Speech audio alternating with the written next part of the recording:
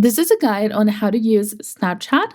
So, Snapchat is a unique social media platform where you can communicate mainly through your photos and videos, though you can also send messages. So, to begin, ensure that you have a Snapchat account and go ahead and add friends to chat. Tap on your profile picture icon in the top left corner. You may not have a Bitmoji yet, but you can create one soon, and this takes you to your profile page. Scroll down and tap on Friends option. Go ahead and add people that you want to be friends on Snapchat. Your screen might look different if people are already adding you. You can search for people you know or browse the quick add list to find Snapchat users in your contacts. And after adding friends, you can return to your profile page and create your Bitmoji by tapping on the option at the top. Your Bitmoji is your personal character. To chat with friends who have added you, tap on the camera icon.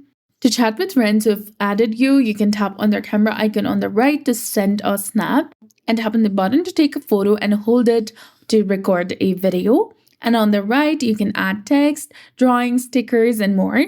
And you can send your snap to your friend. And here at the bottom left, tap on the location marker icon to use Snap Map. You need to enable location first, and then after you'll also be able to see where your friends are. Then tap on the camera icon at the bottom to return to your camera screen, and you'll see various options and tools. You can add snaps to your story, which allows friends to view them, and people often add to their stories throughout the day.